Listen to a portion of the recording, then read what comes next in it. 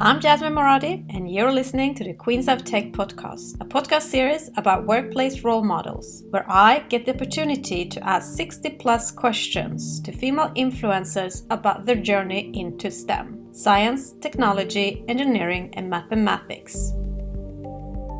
My vision with this podcast is to raise the workplace ecosystem for women in tech.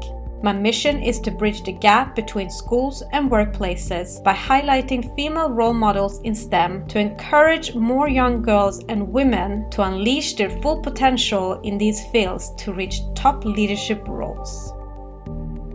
In this episode, I'm very excited to welcome my guest, tech queen Ramune Bartuskaite, founder and CEO at Spec Matters. Hi, Ramune. Hi, Jazz. I'm very happy to have you joining us from Philadelphia, US today. I'm very excited to be here. Thank you so much for having me. How are you? Doing really well, enjoying my cup of tea this morning. And how are you? I'm great, thank you. Now, let us dive into your journey into STEM. Hope you're ready for the Queens of Tech 60-plus questions. Let's do it. Let's warm up with a few fun facts about you. How would you describe your personality in 3 hashtags? I'd say compassionate, driven, and optimistic. How would you describe your life in 3 sentences? I'm a Lithuanian immigrant. I'm a daughter, wife, sister, and friend. I'm a practicing architect who cares deeply about the world around me. I'm highly motivated and driven to leave a positive impact on this world through the work that I do and through the people that I meet along the way. What kind of music stimulates and motivates you the most? I'd say inspirational instrumental soundtracks. What is your personal motto? You have to go wholeheartedly into anything to achieve anything worth having. It's a quote by a famous architect, Frank Lloyd Wright. What is your favorite book? I'd say The 5 People You Meet in Heaven by Mitch Albom. The lessons in this book are always a good reminder of why we're here on this earth and that we all need that reminder sometimes. What is your favorite podcast? Hidden Brain. It's a podcast about the patterns that drive human behavior. There's so many beautiful lessons about acceptance and understanding in all of those episodes. Mac or PC? PC. Say something interesting about you that most people don't know. I am a twin, which is a very interesting experience. I think that has really shaped me deeply. What is your hidden talent? Lithuanian folk dancing. I don't get to show that off very often. If you were going to write a book about your life, what would the title be? This one's a hard one for me. I would say maybe guided. I've been guided by many people and events in my life, and sometimes just my intuition. I feel like my life is a series of guiding moments that really sum it up. Great start, Ramune. Now, let us dig deeper. Our childhood has an effect on our adulthood. Our early experiences shape our belief about ourselves, others, and the world. Now, I want to discover your childhood. Where did you grow up? Grew up in Kaunas, Lithuania, and then once I moved to the States, it was Cleveland, Ohio. What was your dream job as a child? I don't really recall having any dream job that really influenced me until later on, around my teenage years, and that was when I decided to become an architect. What was your favorite subject in school? I loved art and math from an early age. They're on statics and physics. And what was your least favorite subjects? I would say chemistry. I was not very good at that. What is your earliest memory of technology and the arrival of the internet? I think it was back in Lithuania when my parents got us our first computer. It must have been late 90s. Looking back, I had no idea how powerful it was and how much it could really transform our lives. I must have used it for homework, but I only really recall playing games on it. Which were the 3 first technology gadgets you owned? A CD player, MP3 player, and probably Motorola flip phone. Who was your favorite female role model growing up? I would say it was definitely my mom. My mom applied for 10 years for the green card to get our family to the United States. And then when she did, she went back to school while working full time and managed to get a degree without really knowing English. She always kept my family together, taking care of everyone and everything and never complaining. She was the most dedicated, hardworking woman I knew. And then she fought cancer for 5 years and passed away in 2020. And even during this painful time, she always carried herself with such grace and courage. I'm so sorry to hear. Thank you for sharing that. How do you think where you grew up and the school you went to and the generation you come from influence your education and career choice? So I'm not really sure if I would have become an architect if I stayed in Lithuania. There are even fewer female architects there than there are in the States. I think my career choice was guided by many different conversations with the people I looked up to, and deep down, it felt right. Interesting, Ramune. Now, I'm going to read 2 quotes. First one, how does the universe expect me to choose a career path at 16? I can't even choose what I want for dinner. Second, Abraham Lincoln said, the best way to predict your future is to create it. So Ramune, I want to know the choices behind your career path. What did you study at university? I studied architecture with a minor in marketing. Architecture was the perfect combination of the subjects I loved, and the more I dove into it, the more I loved it. Who and what influenced you to get into this chosen field? So when I was about 7 years old, I remember visiting a foster home with my school choir and was really impressed and impacted by how the building served the children there. I think that stuck with me over the years. And then when I finally had to choose a career path, it was still in the back of my mind. I also loved the universal language of architecture and felt it was the right choice for me. What professional roles have you had before that led you to the current one? So my internships and jobs were in marketing and business side of architecture early on, which taught me many core lessons that have shaped my career. During graduate school, I was also the creative operations and brand manager for a graphic design agency, where I led a team of designers and the marketing and sales efforts. I learned some valuable lessons in operations and business in that role. And then in 2018, I got recruited to help create a nonprofit, an online community and tech platform called Rise First, serving first-generation students and professionals. I would not have been able to take the leap and create something of my own without this valuable experience. Interesting. So what does Spec Matters do and what is your title? Spec Matters is an online advocacy platform empowering the building industry to write healthier specifications and make better material selections. I'm also the architect at 15 Architecture and Design, which is where I'm able to apply my healthy building knowledge into the work that I do locally in Philadelphia. How come you started Spec Matters and what are your main responsibilities? I started Spec Matters because I saw a huge gap in the industry. A lot of materials used in buildings are very toxic, and none of that is taught in architectural school. So a lot of people making those decisions every day don't really know the impact that they're making. So I started Spec Matters to bridge this gap and educate my peers in the industry to write healthier specs and make better material selections. I manage the operations, the fundraising, recruiting, and overseeing the content. And what does a typical workday look like for you? For me, the first thing I tend to do is review my meetings for the day, both for 15 and Spec Matters. In the morning, I tend to work from home if I need a lot of heads down time, focus time. Otherwise, I'll go into the office and see my coworkers and spend time with my colleagues. My days are rarely the same. It's a mix of meetings, coordination, drafting, strategizing, writing, and reviewing. I typically spend a few hours on Spec Matters most evenings before logging off for the night. I love the quote, choose a job you love and you will never have to work a day in your life. So Ramune, what do you love about your role? I love being able to merge my passion for healthy buildings with my everyday work as an architect, while also empowering the younger generations to advocate for a better, healthier future. And what is the best experience you've had so far in your role? I think seeing my team grow as young professionals and develop a passion for healthy buildings, that's been so inspiring to see the new generations care so much about making a difference. And what would you say is the biggest challenge you've encountered so far and how did you tackle it? I think the biggest challenge so far has been finding ways to integrate equity and health into the architecture frameworks that exist currently in my industry. A lot of the work entails talking to people about it, trying to empower others to do something about it, and just not settle for old ways of doing things. And what do you wish everybody understood about your role? I wish that my role as an architect prioritizing human health was not so special. I think every architecture firm should have someone advocating for healthy buildings, healthy materials, and making sure that every environment that we build is safe for occupants. And what is the common myth about your profession or field that you want to disprove? Not any one person has all the answers. I think we're only as good as the people we surround ourselves with and the teams that we build. You don't directly work in a technology company, but you are a queen of tech because you're the queen of tech in architecture. So tell us, what is the role of technology in architecture? I think technology has made architecture much more efficient. It also allows us to bridge a gap and elevate the work that we do through the sharing of information and tools online. How do you integrate architecture and technology into your work today? So Spec Matters is a technology platform used for advocacy to empower my colleagues in architecture to build healthier environments. Our platform makes healthy building research and knowledge more accessible thanks to the technology that we use. What do you love about integrating tech into architecture industry?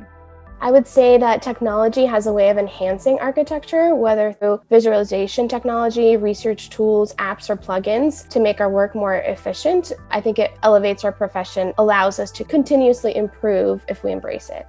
What would you say, how come that tech has not reached the same level in the architecture industry?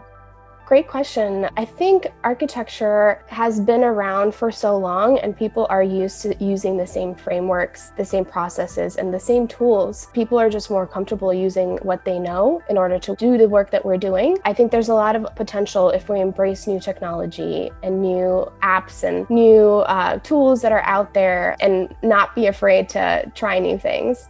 What is the future of technology in the architecture industry? Technology will speed up our industry, our processes, and our timelines. For that reason, I think it's crucial for us to leave room for pauses, for creativity and reflection, so that we stay on course to do things better and not just more quickly. Oprah Winfrey quoted, "Think like a queen is not afraid to fail. Failure is not a stepping stone to greatness." So Ramune, what have by far been your biggest achievement in your career?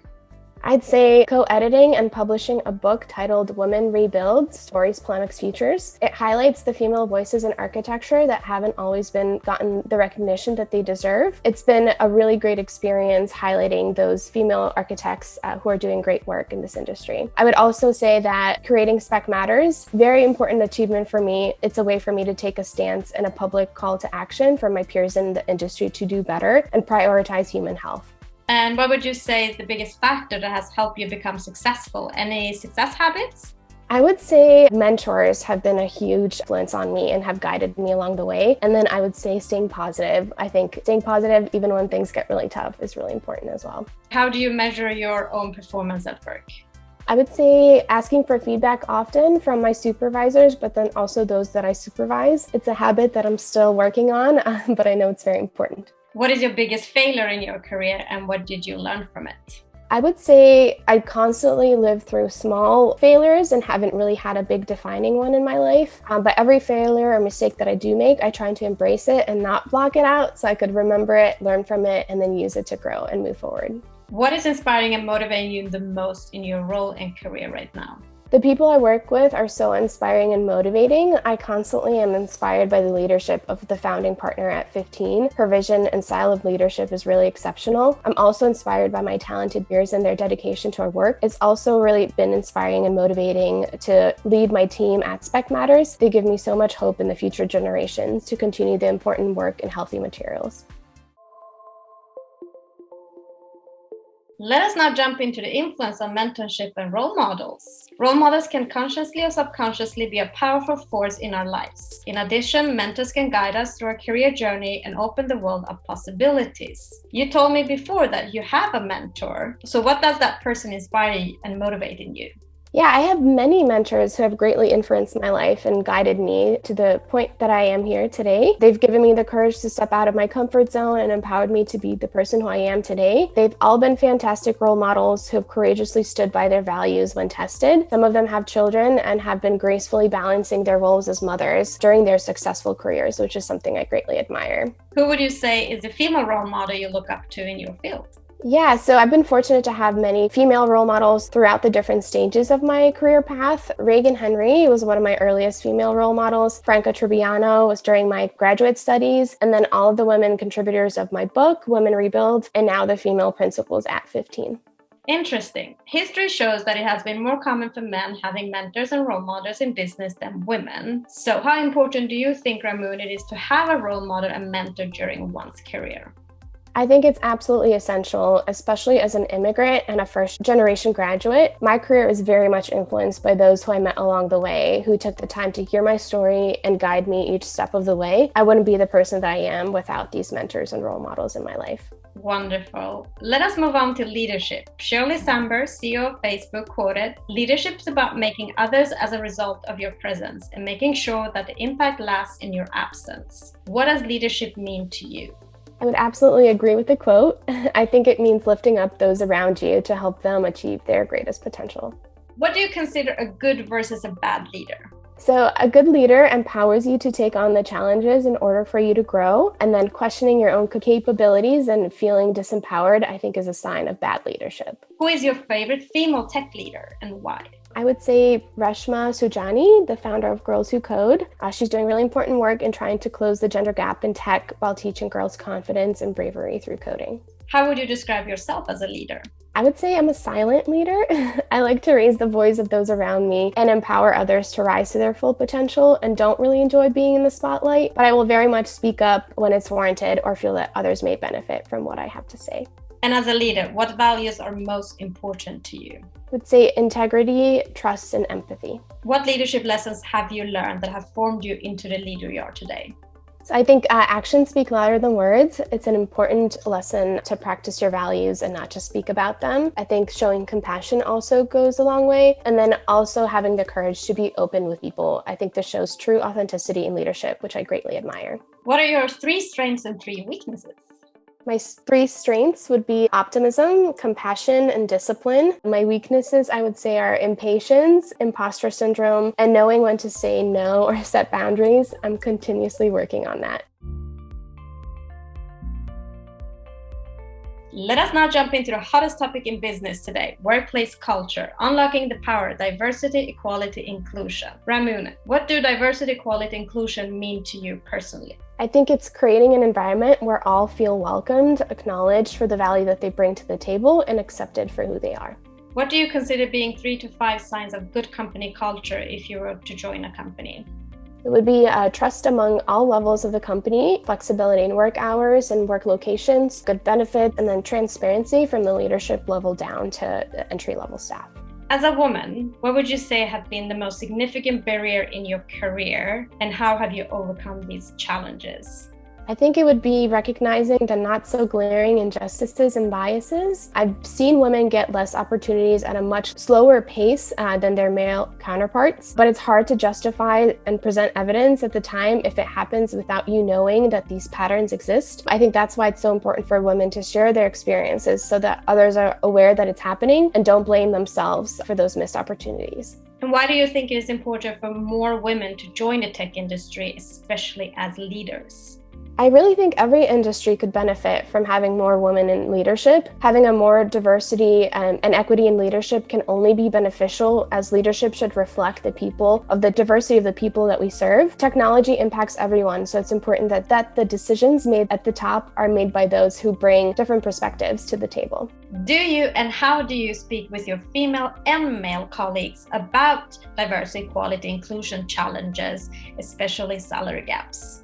I've always encouraged my peers in the industry to share salaries and be open about talking about these things to empower each other and to know your value and advocate for ourselves. It's important to have those conversations with potential employers as well and ask about their dedication, their initiatives, and what they do to contribute to equity in the work that they do. I think asking difficult questions is an important way to move our industry forward.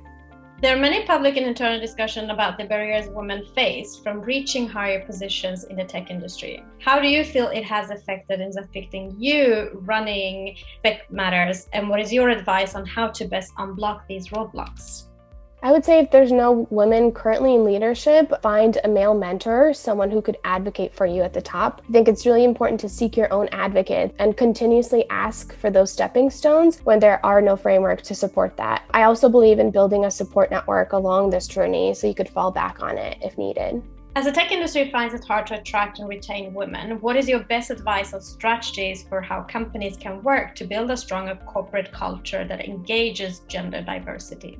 To allow for work-life balance, flexible work hours, and generous time off, I think those things are really important. I also think the ability to have control over your schedule is crucial for women, especially those with families.